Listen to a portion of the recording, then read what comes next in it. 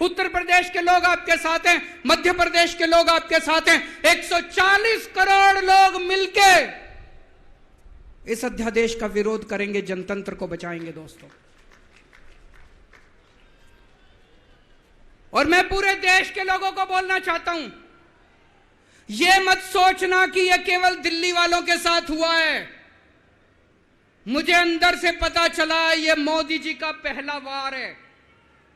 ऐसा ही अध्यादेश, जो अध्यादेश आज दिल्ली में पारित किया गया, जिस अध्यादेश के जरिए दिल्ली वालों की ताकत खत्म कर दी गई, इस अध्यादेश के जरिए, जिस अध्यादेश के जरिए दिल्ली के अंदर आज तानाशाही लागू की जा रही है, कल यही अध्यादेश राजस्थान के लिए लाया जाएगा, कल यही अध्यादेश पंजाब के लिए लाया जाएगा, कल यही अध्यादेश मध्य प्रदेश के लिए लाया जाएगा, कल यही अध्यादेश महाराष्ट्र के लिए लाया जाएगा। इसे अभी रोकना पड़ेगा, सबको मिलकर अभी रोकना पड़ेगा दोस्तों।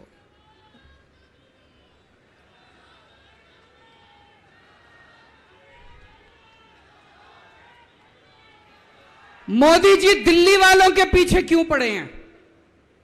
दिल्ली वालों के पीछे क्यों पड़े हैं मोदी जी? 2015 में दिल्ली के लोगों ने 7 एमपी की सीट मोदी जी को जिता दी, मोदी जी को प्रधानमंत्री बनाया और मोदी जी को कहा आप देश संभालो। और दिल्ली में 70 में से 3 सीट बीजेपी को दी, 3 सीट, 67 सीट आम आदमी पार्टी को दी। और दिल्ली के लोगों ने कहा केजरीवाल जी आप दिल्ली संभालो। बीजेपी को 3 सीट देने का क्या मतलब? दिल्ली के लोगों ने अपनी आंखें लाल करके मोदी जी की तरफ देखा और बोला आप देश संभालो, खबरदार दिल्ली की तरफ आंख उठा के देखी तो। बोला कि नहीं बोला? 2020 में फिर से दिल्ली के लोगों ने 7 एमपी की सीट मोदी जी को दी, बोले आप देश संभालो। आम आदमी पार्टी को 70 में से 62 सीट दी, बोले केजरीवाल जी आप दिल्ली संभालो। फिर से दिल्ली के लोगों ने आंखें लाल करके मोदी जी को कहा आप देश संभालो, दिल्ली की तरफ आंख उठा के मत देखना। लेकिन प्रधानमंत्री जी से देश तो संभल नहीं रहा, देश का तो बेड़ा गर्क कर दिया। रोज उठते हैं और दिल्ली वालों के काम रोक देते हैं, रोज उठते हैं और दिल्ली वालों के काम। मैं स्कूल बनवाता हूं, मोदी जी कहते हैं मैं तेरे स्कूल नहीं बनने दूंगा। मैं अस्पताल बनवाता हूं, मोदी जी कहते हैं तेरे अस्पताल नहीं बनने दूंगा। मैं मोहल्ला क्लिनिक बनाता हूं, मेरे मोहल्ला क्लिनिक तोड़वा दिए मोदी जी ने। पिछले साल प्रधानमंत्री जी ने दिल्ली के अस्पतालों में दवाइयां बंद करा दी। मैं सीसीटीवी कैमरे लगवाता हूं, प्रधानमंत्री जी एलजी को कह के सीसीटीवी कैमरे नहीं लगने देते। पिछले साल मोहल्ला क्लिनिक के अंदर इन्होंने गरीबों के टेस्ट बंद करवा दिए दोस्तों। मैंने दिल्ली के लोगों के लिए योगा क्लासेस शुरू की, प्रधानमंत्री जी ने योगा क्लासेस बंद करवा दी। प्रधानमंत्री जी से मैं कहना चाहता हूं आप देश संभालो ना, आपसे देश तो संभल नहीं रहा। देश का बेड़ा गर्क कर दिया आपने। चारों तरफ इतनी महंगाई हो रही है, पेट्रोल 100 रुपए लीटर पहुंच गया, डीजल 90 रुपए लीटर पहुंच गया, दूध महंगा हो गया, सब्जियां महंगी हो गई, एलपीजी का सिलेंडर 1000 रुपए के ऊपर हो गया। इनको समझ ही नहीं आ रहा महंगाई कैसे, इनको चौथी पास राजा को समझ ही नहीं आ रहा कि देश कैसे संभाले। एक दिन कहते हैं 2000 का नोट आएगा, 5 साल बाद कहते हैं 2000 का नोट जाएगा। अरे इनको समझ ही नहीं है। आप लोगों ने कोई समझदार प्रधानमंत्री बनाया होता, कम से कम ये तो बता देगा 2000 का नोट आएगा कि जाएगा। चारों तरफ बेरोजगारी फैली हुई है, इनको समझ ही नहीं आ रहा बेरोजगारी कैसे दूर करें।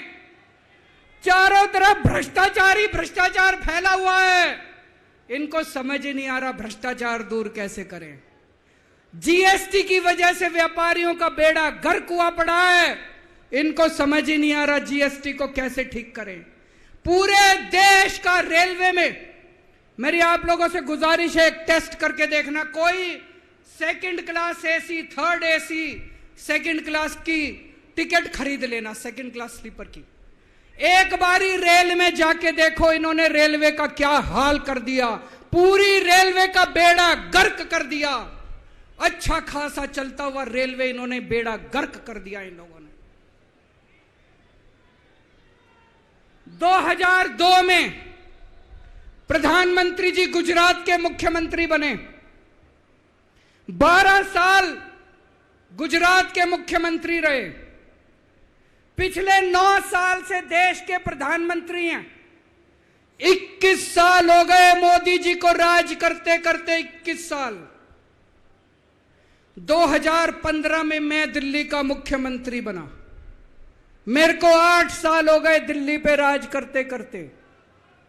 आज मैं चैलेंज करता हूं और देश की जनता को अपील करता हूं, मोदी जी के 21 साल, मेरे 8 साल, दोनों के देख लो किसने ज्यादा काम किया।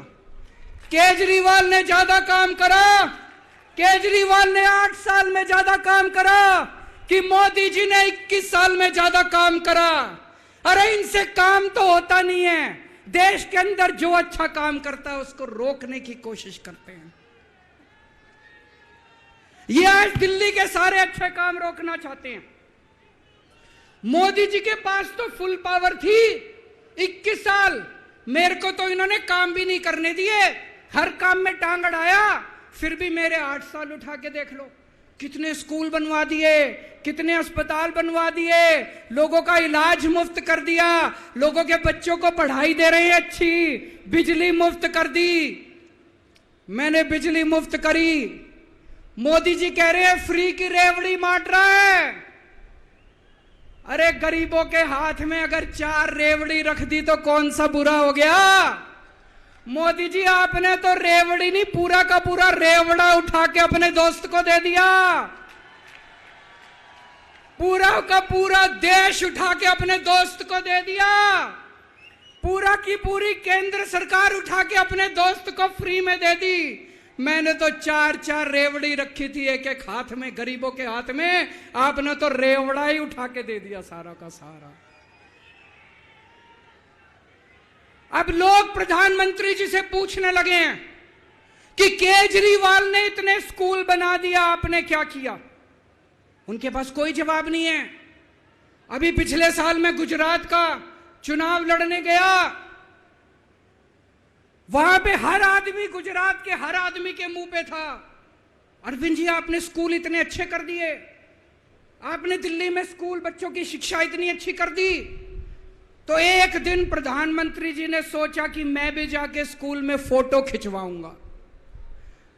पूरे गुजरात में ढूंढने से उनको एक स्कूल नहीं मिला जिसमें मोदी जी फोटो खिंचवा ले। एक स्कूल, 30 साल से गुजरात में बीजेपी की सरकार है, एक स्कूल नहीं मिला। इनको एक स्टूडियो के अंदर टेंट लगा के एक क्लास, फर्जी क्लास बनानी पड़ी। 10 बच्चे बुलाए, डेस्क लगाए, वहां पे मोदी जी एक बच्चे के साथ बैठे और उन्होंने फोटो खिंचवाई। अब लोग प्रधानमंत्री जी से पूछने लगे हैं कि केजरीवाल ने इतना काम कर दिया, आपका काम कहां है। तो अब मोदी जी ने तय किया मैं केजरीवाल को काम नहीं करने दूंगा। उन्होंने मनीष सिसोदिया को उठा के जेल में डाल दिया। उनको लगा मनीष सिसोदिया को जेल में डालने से शिक्षा के काम रुक जाएंगे। उन्होंने सतिंदर जैन को उठा के जेल में डाल दिया। उनको लगा सतिंदर जैन को जेल में डालने से मोहल्ला क्लिनिक बंद हो जाएंगे, अस्पताल बंद हो जाएंगे। मैं प्रधानमंत्री जी को बोलना चाहता हूं, हमारे पास एक मनीष सिसोदिया नहीं है, हमारे पास 100 मनीष सिसोदिया हैं। हमारे पास एक सतिंदर जैन नहीं है, हमारे पास 100 सतिंदर जैन है। आप एक को जेल में डालोगे, हमारा दूसरा आ जाएगा काम करने के लिए। काम नहीं रुकेगा दोस्त।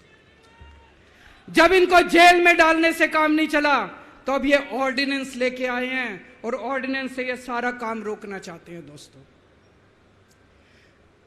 आज दिल्ली के लोग मुसीबत में हैं। दिल्ली के लोगों के ऊपर यह अध्यादेश थोपा जा रहा है। आपने पिछली बार 7 MP को वोट दिया था, कहां है वो सातों के सातों? अपने घर में दुबक के बैठे हैं। वो बीजेपी के गुलाम है, वो आपके नहीं है, आपके सगे नहीं है, वो बीजेपी के गुलाम है। आपको कल को मुसीबत आती है तो केवल आपका बेटा, आपका भाई केजरीवाल आपके साथ खड़ा है, वो कभी खड़े नहीं होंगे दोस्तों।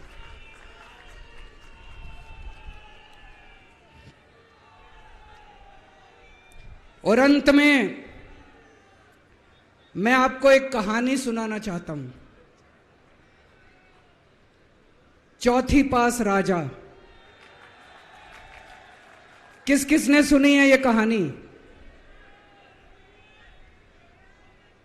इस कहानी का महात्म्य है कि इस कहानी को जितनी बार सुनोगे, जितनी बार सुनाओगे, उतनी भगवान की कृपा आपके परिवार के ऊपर बरसेगी। इस कहानी का जितना प्रचार प्रसार करोगे, उतना देश की तरक्की होगी, उतना समाज की तरक्की होगी। तो जिन लोगों ने कहानी सुनी है वो भी बड़े ध्यान से दोबारा सुनना, अच्छे से सुनना और इसका खूब प्रचार प्रसार करना। यह कहानी एक राजा की है, एक चौथी पास राजा की कहानी है, एक अहंकारी राजा की कहानी है, एक भ्रष्टाचारी राजा की कहानी है। आप लोगों ने राजा और रानी की कई कहानियां सुनी होंगी। इस कहानी में राजा तो है, रानी नहीं है।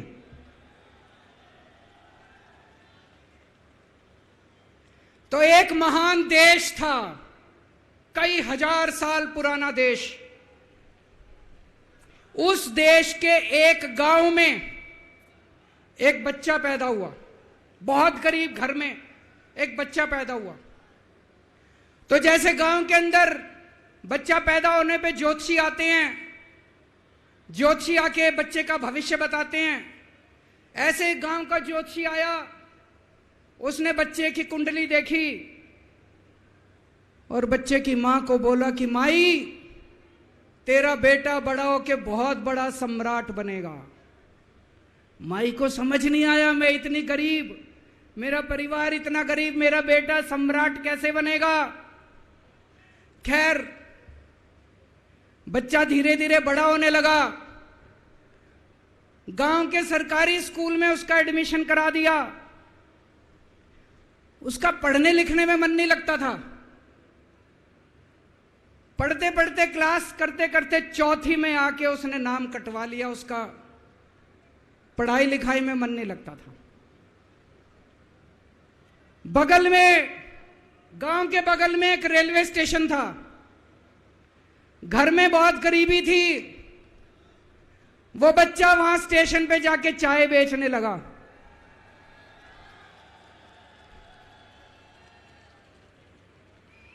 चाय बेच के अपना गुजारा करता था। वो भाषण बहुत अच्छा देता था, बचपन से ही बड़ा अच्छा भाषण देता था।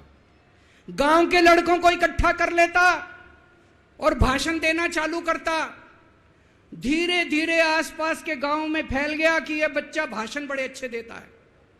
आसपास के लड़के भी इकट्ठे हो गए और जो मर्जी टॉपिक हो भाषण देना चालू कर देता था और रुकता ही नहीं था, घंटों घंटों तक भाषण देता रहता था। बच्चा बड़ा हुआ।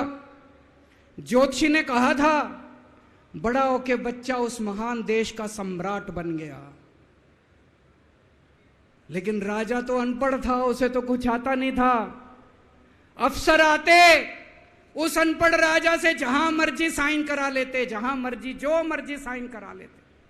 वो राजा अनपढ़ था, उसे लगता था मैं अगर अफसरों से पूछूंगा तो मेरी कमजोरी सबके सामने प्रकट हो जाएगी।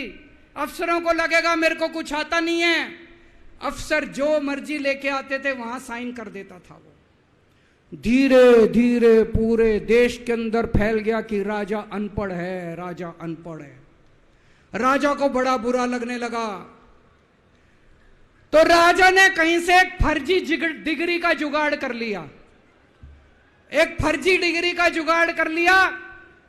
एमए की डिग्री का, और राजा बोला मैं एमए हूं। पर सच्चाई तो पूरे देश को पता थी, राजा तो अनपढ़ था। धीरे धीरे राजा अहंकारी भी होता गया, अहंकारी राजा और ऊपर से अनपढ़। जो मर्जी उस राजा के पास जाता और राजा से कुछ भी पास करा के ले आता। एक बार कुछ लोग गए, राजा को बोले जी नोटबंदी कर दो, नोटबंदी करने से भ्रष्टाचार खत्म हो जाएगा, आतंकवाद खत्म हो जाएगा। राजा को कुछ समझ नहीं आया, राजा की खूब चमची मारी उन्होंने। राजा ने एक दिन शाम को टीवी पे आके 8 बजे नोटबंदी कर दी। पूरे देश का बेड़ा गर्क हो गया दोस्तों। लंबी लंबी बैंकों के सामने लाइनें लग गई, कई लोग मर गए, दुकानें बंद हो गई, रोजगार बंद हो गए, बड़ी बड़ी इंडस्ट्री बंद हो गई, पूरे देश का बेड़ा गर्क हो गया। फिर एक दिन कोई आके बोला जी 2000 का नोट ले आओ। राजा 2000 का नोट ले आया। 4 साल बाद कुछ लोग आके बोले जी 2000 का नोट बंद कर दो। राजा ने 2000 का नोट बंद कर दिया। राजा को अक्ल तो थी नहीं, बेवकूफ था, अनपढ़ था। कभी 2000 का नोट चालू करता था, कभी 2000 का नोट बंद करता था। एक बार कुछ लोग आके बोले जी ये किसानों के कानून बना दो, इस कानून से किसानों का भला होगा। राजा ने कानून बना दिए, पूरे देश के किसान सड़कों पे उतर आए। 750 किसान मर गए आंदोलन में, और 1 साल के बाद राजा को वो तीनों कानून वापस लेने पड़े। एक बार उस देश के अंदर बहुत बड़ी महामारी फैल गई, चारों तरफ महामारी फैल गई, लोग मरने लगे। किसी ने आके बोला जी थाली बजवाओ तो देश ठीक हो जाएगा। तो राजा ने पूरे देश में थाली और चम्मच बजवा दिए। महामारी तो नहीं बची, महामारी तो फैली रही। किसी ने आके कहा जी डॉक्टरों की जरूरत पड़ेगी, दवाइयों की जरूरत पड़ेगी, इंजेक्शन की जरूरत पड़ेगी, तब महामारी रुकेगी। राजा अपने दोस्तों का बड़ा ख्याल रखता था। उसके दोस्त थे। एक दोस्त ने 10,000 करोड़ रुपए चोरी कर लिए, राजा ने उसको देश से भगा दिया। दूसरे दोस्त ने 20,000 करोड़ चोरी कर लिए, राजा ने उसको भी देश से भगा दिया। पर एक दोस्त ऐसा था जिससे राजा की ज्यादा ही दोस्ती थी। कौन था? उसको उन्होंने सारे एयरपोर्ट बेच दिए, सारे जहाज बेच दिए, सारे सी पोर्ट बेच दिए, उन्होंने आसमान बेच दिया, जमीन बेच दी राजा ने, खदानें बेच दी। उस दोस्त पे राजा मेहरबान था। राजा का एक और दोस्त था। वो दोस्त इतना गंदा था कि उसने कुछ अंतरराष्ट्रीय खिलाड़ी महिलाओं के साथ बदतमीजी करी, लेकिन राजा ने दोस्ती नहीं छोड़ी। मजाल जो उस दोस्त के ऊपर कोई आंच आ जाए, राजा उस दोस्त के साथ खड़ा रहा, लेकिन उसने खिलाड़ियों का सुना। राजा का एक और दोस्त था। उस दोस्त ने किसानों के ऊपर गाड़ी चढ़ा दी, रौंद दिया, कुचल दिया किसानों को। राजा ने अपनी दोस्ती नहीं छोड़ी। इस बात पे तो दाद देनी पड़ेगी कि राजा दोस्तबाज था, 1 नंबर का दोस्तबाज था। चारों तरफ अत्याचार हो गया, चारों तरफ देश के अंदर इनके अपने लोग जो थे वो बलात्कार करने लगे, गलत काम करने लगे, हाहाकार मच गया।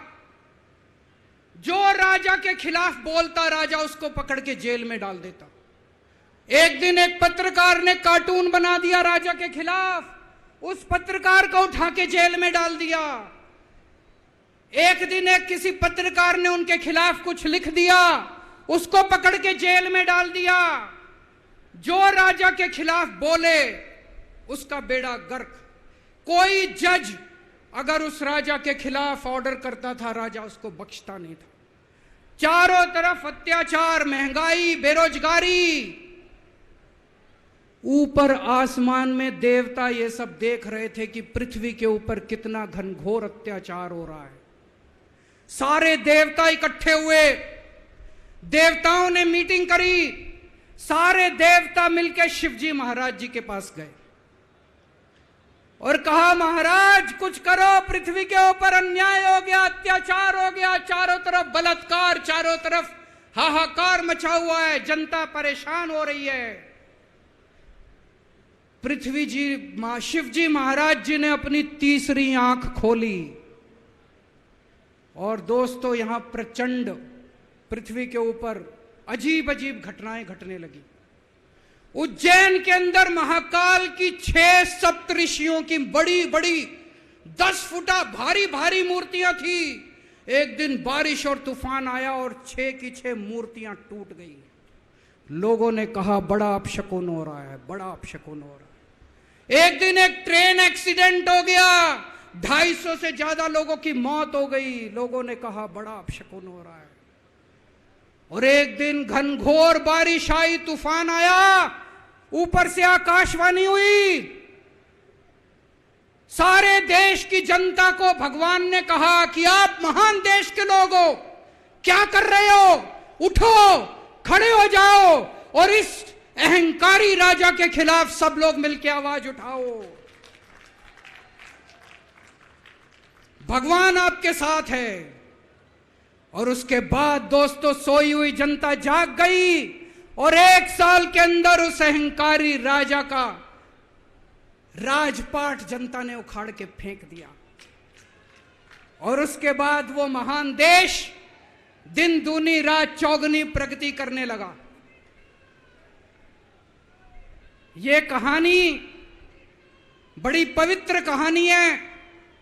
इस कहानी को सुनने से और सुनाने से परिवार का, समाज का और देश का बहुत भला होता है।